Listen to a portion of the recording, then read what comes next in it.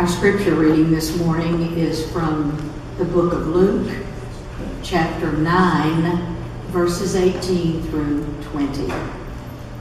Once, when Jesus was praying in private and his disciples were with him, he asked them, "Who do the crowds say I am?" And they replied, "Some say John the Baptist, others say Elijah, and still others that one of the prophets of long ago has come back to life. But what about you?" Jesus asked, "Who do you say I am?" And Peter answered, "The Christ of God." The word of God for the people of God. Thanks be to God. Let us pray. May the words of my mouth and the meditations of our hearts be acceptable in thy sight, O Lord, our strength and our Redeemer. Amen. While we were on vacation, whether it was San Antonio or in Arkansas, one of the first things I did was to learn where the NBC affiliate was, because I'd turn on the Olympics. That's been a lot of fun. You know, I'm all for Americans winning and gold medals and playing the national anthem and all that. I have no problem with that whatsoever. But when I look for the real spirit of the Olympics, I have to look at a couple other places. Now, I have to confess to you that I only read the sports section of the newspaper every 4 years. For 2 weeks. The rest of the time it just gets recycled with barely a glance. But I've been reading the sports page during the Olympics. And they always have some interesting stories that somehow don't make it. Well, they either don't make it to the television or I can't find. Turns out NBC owns like 5 or 6 television stations. And if you flick through those television stations, you can find some really weird stuff going on. But I didn't see this one on the television, but I read about it. And one of the races that the women were running, 2 of the women, one of them an American, tangled with each other and down they went. And the woman from the other country, I can't remember where she was from, but she was sitting there and she was looking and she knew she wasn't going to catch that pack. She was debating whether or not to get up and finish the race. And she said all of a sudden there was a tap on her shoulder. And the American runner who'd gone down with her said, "Get up, we're going to finish this race." Well, then it turned out that the American woman had torn her knee. And she was in a lot of pain. And so this other woman and she did struggle to make it to the finish line together. Because that's the spirit of the Olympics. Now on Friday morning, I turned on the Olympics and I managed, it's on my channel 31, which I think is NBC Sports Network. And the NBC Sports Network, early in the morning, was covering the men's race walking. Now those guys, there are all sorts of rules. You have to keep contact with the ground and your leg has to be straight, somewhere, I don't know. But they end up looking like they have rubber legs when they're walking on. Those guys were hauling though. I tell you what, 50 kilometers in less than 3 hours? Jeez, I can't run. I'm not sure I can drive that fast in certain parts of town. But they were moving. And it turns out that in walking, they measure the lead by seconds. And so while I was watching this, it took 3 hours, I wasn't there for the whole thing. But while I was watching it, the leader was out ahead of the pack by 80 seconds. And that was quite a lead. And boy, the commentators were having a good time with that. And they were talking, 80 seconds, that's going to be hard for anyone else to overcome. Well, we're only 20 kilometers into this. And they go back and forth. And in a little while, unfortunately, that leader had gastrointestinal problems on Friday. And at one point he stopped. Well, it turns out in a walking race you can stop if you want to. And he stopped. And he stopped long enough that the second guy caught up to him. And when the second guy got up to him, the second guy put his hand on his back and said, "Come on, let's go. Keep walking." So the 2 of them started walking together now in this rubber business. That poor front runner He wasn't making it, and he eventually began to drop back further and further, and more of the pack caught him. But what I noticed was that as each one of the pack passed him, they would reach out and pat him on the back and say, "Come on, you can do it."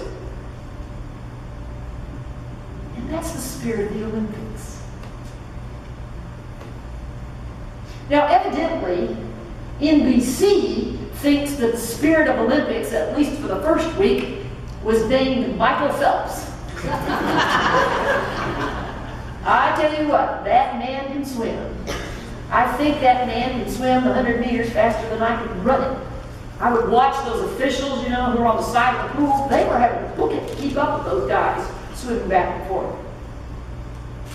But Michael Phelps evidently must have been selling commercial time, because NBC had Michael Phelps on at every turn. It was Michael Phelps watching the other racers. It was Michael Phelps going out. It was Michael Phelps in the pool. It was Michael Phelps waiting. It was Michael Phelps afterwards. It was Michael Phelps how he thought about everybody. It was Michael Phelps all the time. Anytime they could get a camera on that man, he was on the television. And I caught part of an interview. You remember about Michael Phelps between now and last Olympics. He had some problems. And it was interesting because in his interview, what he said was, I didn't know who I was outside of swimming. I didn't know who I was outside of swimming. Well, that's quite a statement. I don't know who I was outside of swimming. And the question that underlies that statement is, well, who are you? Who am I? Who am I if I'm Michael Phelps and I'm not preparing to swim? And he keeps telling us this was his last Olympics, and the sports commentators are all thinking it's not, and they keep pushing, no, this is my last Olympics. And those of us who watched for the last 4 years are going, oh, I hope you can find something to do besides swim.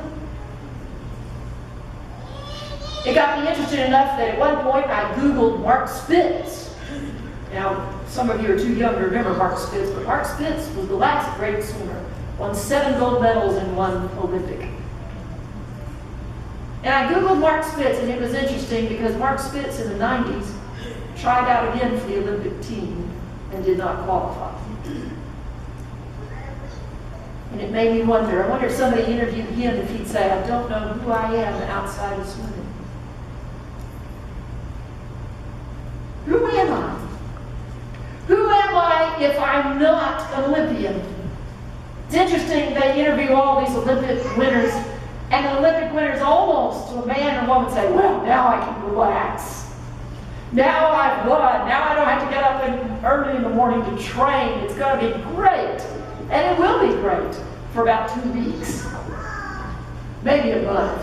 But it makes me worry about some of these Olympians. What are they going to do in October or in 2017? Who am I if I'm not an Olympian training for whatever it is I'm going to do? Who am I? Part of the troubles that we saw with Michael Phelps was the picture that appeared with his smoking a bomb.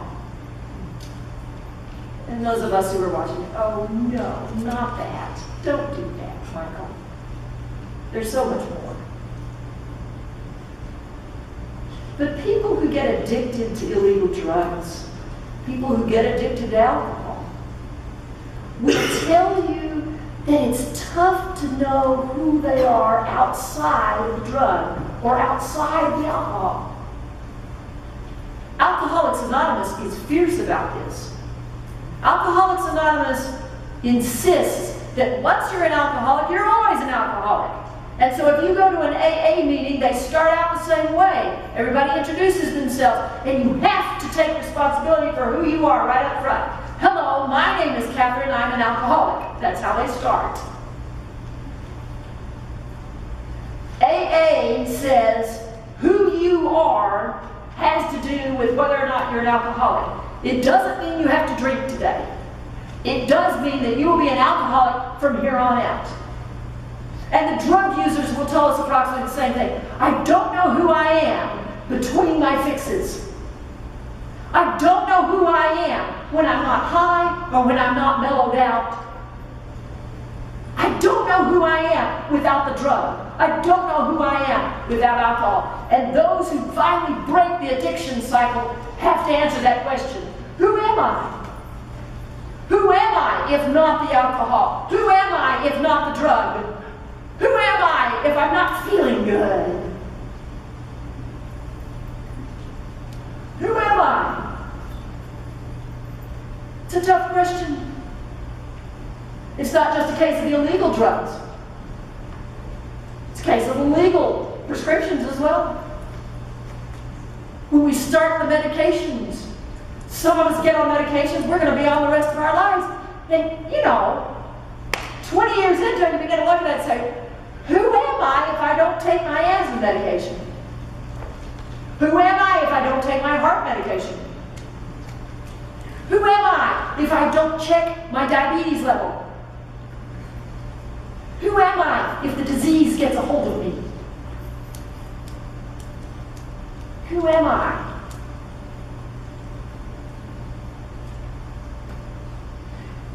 If you or someone you've known has ever struggled with cancer, that creeps into it.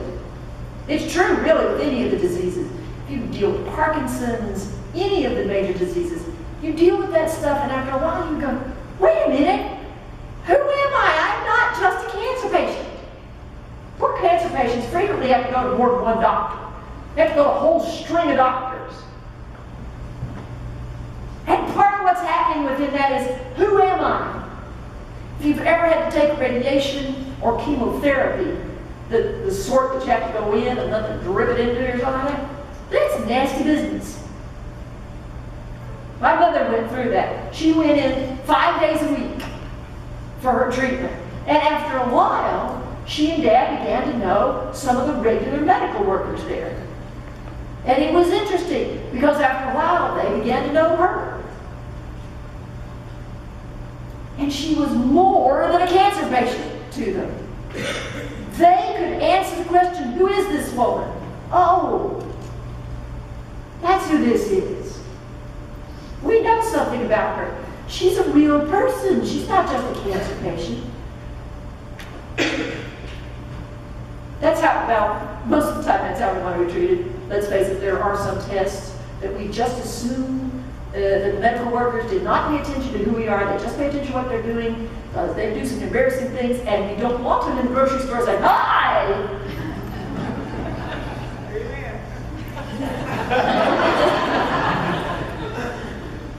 But most of the time, especially when it's some sort of regular treatment, we want to be something besides a cancer patient. Who am I? Do you even know who I am? Do you know I have a name?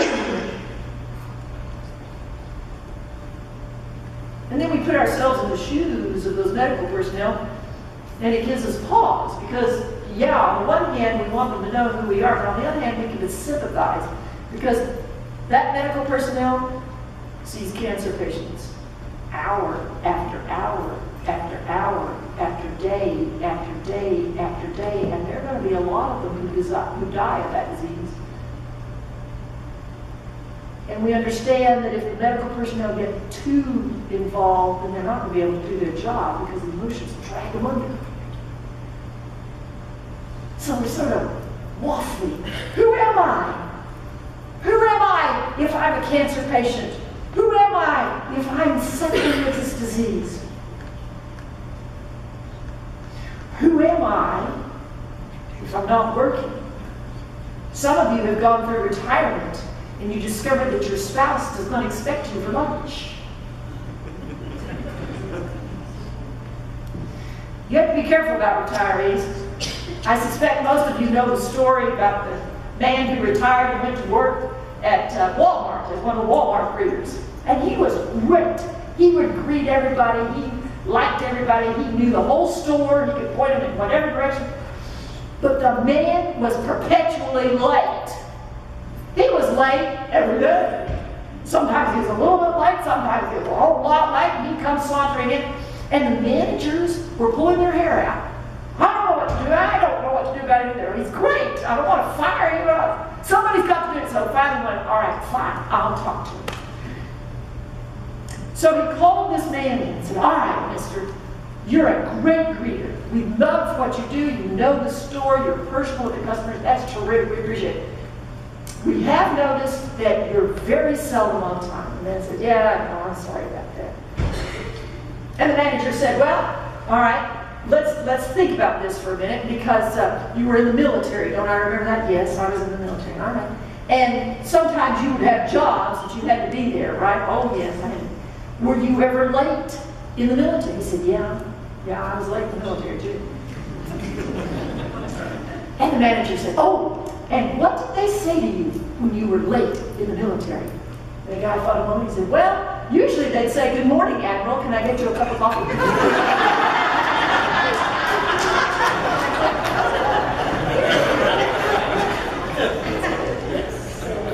Who am I? Who am I if I'm no longer in command of the Navy?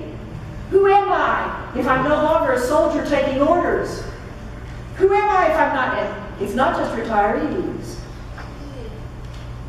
If you can't find a job and you're unemployed, there's a deep-seated question. Who am I? Who am I if I don't work? Who am I if I've got to have help? Who am I if I'm on government assistance? And those are tough questions to ask. Who am I? Sometimes, we'll get out the old photo albums and we'll look at photo albums are the books that we put what are called pictures in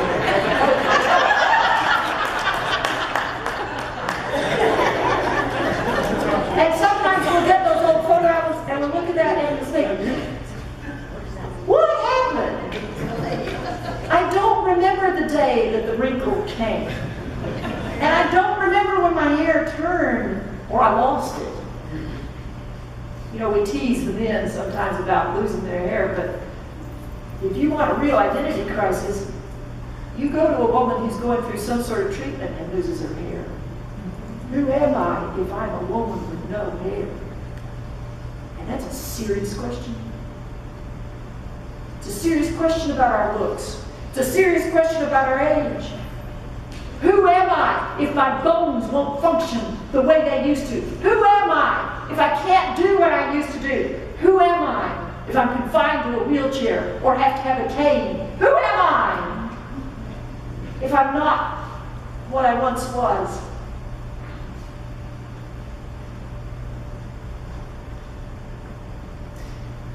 The scripture today is Jesus asking a very dangerous question. Who do the crowds say that I am? Who does the world say that I am? And your thought about what's going on in this story will depend on your Christology. Okay? Christology is the study of Christ. Okay? And in Christology, you usually have to choose up sides. There's one side that says Christ was God. Christ was God incarnate. Son of God, God the Son, the Messiah of God. And as God, that meant Jesus knew everything that was going on. And so when he asks this question, who does the world say that I am? He's testing the disciples. That's a long-standing interpretation. There's nothing wrong with it. And if that's your Christology, that works. But the other side of the Christology says, Jesus was fully, and by the way, the church does not help with this, okay? When the church finally had to make a decision about Christology, they came up with this formula. Christ was fully God and fully human, which does not help anything at all. So you have to choose up sides. And if you take up the human side, then there may be a little something else. Because maybe Jesus is beginning to test the waters about his own identity. Who do the crowds say that I am? And then he asks that zinger question. This is one of those questions I don't ask. I'm too scared to ask this question. Jesus was a brave man. I do not ask my husband. I do not ask my father. I sure don't ask my brother. I don't ask any of my relatives or any of my closest friends who might know the answer to the question. Because Jesus then turns to his closest friends and says, who do you say that I am? Because I'm really afraid of what they're going to answer. But you see, if we're dealing with Jesus' humanity, then underneath those two questions lies the primal question, who am I?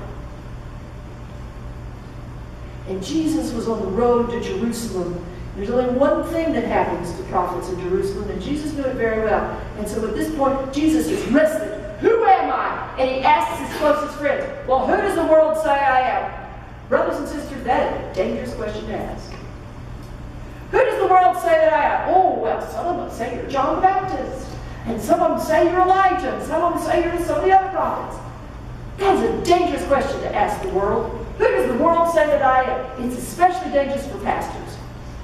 Pastors are in critical danger when they ask that question. Who does the world say that I am? Oh, you're a pastor. And what that means, if you're Methodist at least, is they hide the alcohol when you show up at the party. You're a pastor. You're something special. You have a special connection to God. You can do all kinds of things that the rest of us can't do. Dangerous territory. Dangerous territory when we begin asking the world, who does the world say that I am? Who does the world say that I am? Because the world is prepared to give us all kinds of answers. Who does the world say that I am? Oh, you're a cancer patient. You can't do anything. Who does the world say I am? You're an alcoholic. There's something wrong with you. Who does the world say that I am? You're unemployed. You're lazy. And you're taking the government dollars from my tax dollars. Oh, the world is wonderful about answering that question. Who does the world say that I am? You're handicapped, and that means we have to be in compliance with the ADA because you're here. Who does the world say that I am? You're old, and so we're not going to hire you. Or you're pregnant, so we're not going to hire you because all you're going to do is quit when you have a baby. That's a dangerous question to ask. Who does the world say that I am? You're an Olympian. You can't be anything else. Who does the world say that I am? You are your job. You are your money. You are your car. And you know who those people are that answer the question like that. Who does the world say that I am? Oh, that's that person that drives that red Cadillac, you know, top down on a gorgeous day, pulls up at the light, looks over at the teenage girls whom he'll never see again. Too cool to move. Who does the world say that I am? You are your disease. You are your problem. And then, periodically, the world will toss a little guilt at us and say, hey, guess what? That person that you love who just died, you didn't know, did you? You didn't know what happened here. You didn't know that this was going on. The fact that they had their own lives makes no difference because the world says to you, you were a bad parent. You were a bad friend. You were a bad sibling. You were a bad adult child not to know. Dangerous question to ask. Who does the world say that I am? And when we ask that question, what we're really doing is we're drilling down underneath that to the bedrock question, who am I? Who am I? All theology boils down to only two questions. The first question, who is God? And the second question, who am I? All theology. I don't care where you start. You can start with the nature of the church. You can start with communion or baptism. You can start with sin. You can start with Christology. All of it then finally boils down to those two questions. And the second one is, who am I? And if your Christology says that Jesus was fully human, then when Jesus asks the question, who does the world say that I am, and who do you say that I am? underneath it, he's asking, who am I? And that puts him in the same boat with the alcoholics and with the unemployed and with all those of us who ask that question. Let's face it, friends, that question gets asked 7 billion times a day on this planet. Who am I? And the world is all too willing to give us a whole bunch of stupid answers. Amen. Who am I? When the world asks that question, the answer is always too cheap. When the world tries to box you up, it's not enough. They don't understand. They certainly aren't walking in your shoes. And so that the title that they put on you, the answer that they give to that question is far too cheap. Because you are more than whatever the world thinks you are. You are more than your disease. You are more than your mental illness. You are more than your cancer. You are more than your Parkinson's. You are more than your diabetes. You are more than your heart disease. You are more than your age. Amen. You are more than the wrinkles on your face. You are more than your sore bones. You're more than your family. You are more than a mother. You are more than a son or a daughter or a father. You're more than any of that. All of that is too limited, too cheap. I got to see Livonia Thursday night before she died Friday morning. And if you've ever been at the bedside of someone who is dying, there's this very strange thing that happens, because once the last breath is left, once the last heartbeat has left, once the last brain wave has gone flat, then you're left with the body of somebody that you love very much. Some of you may have been to funerals and maybe you've had to pass by an open casket. And you look at that person and you think, this isn't who I knew. This isn't the person. If you're dealing with Alzheimer's or dementia, it comes at you with an evil rage. Because the person that you care about suddenly begins to look around and ask that very bedrock question. They start with a heartbreaking one. They say, now who are you again? You've been married to him 45 years. And they can't remember that. And then they get down to that bedrock of theology. Who am I?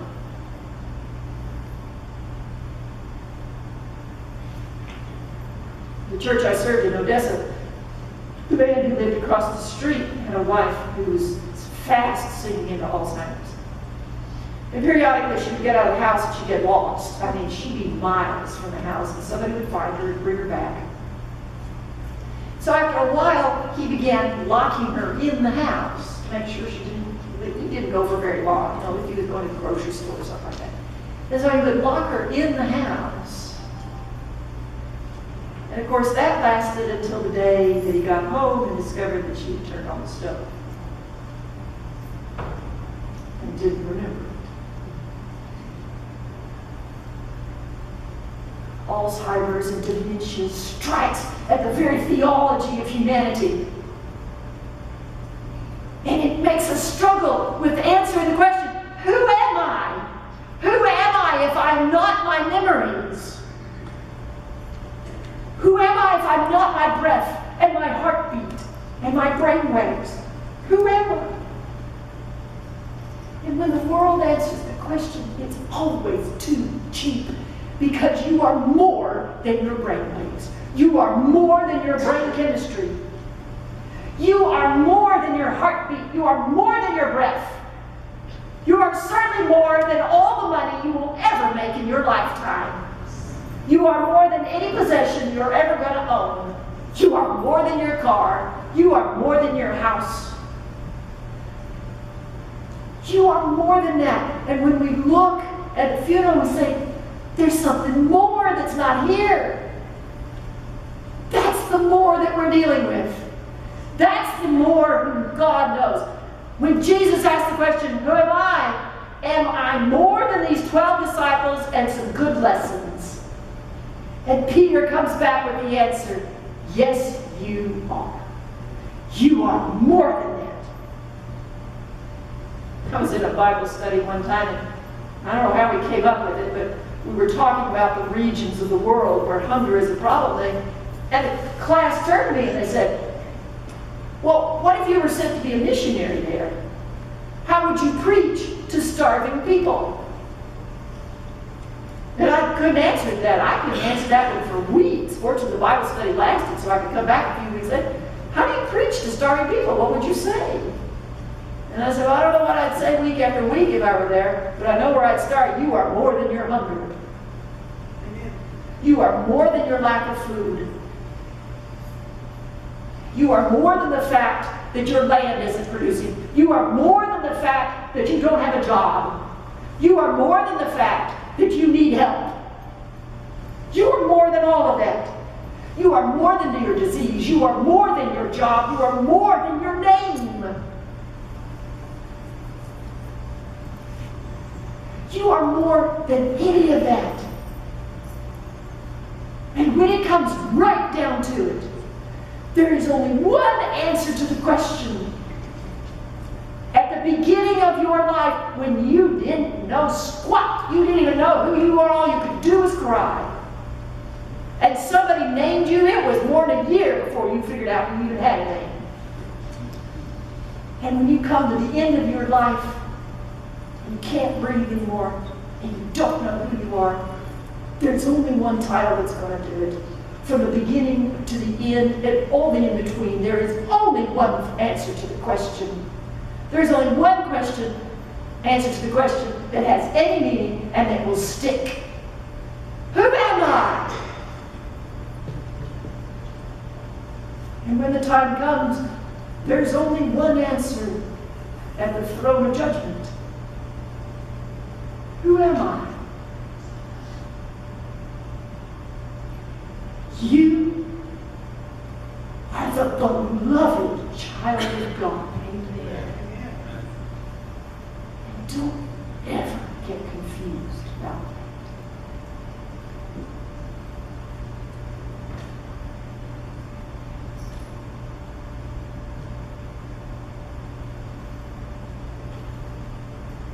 In the name of the Father, and of the Son, and of the Holy Spirit. Amen. Amen.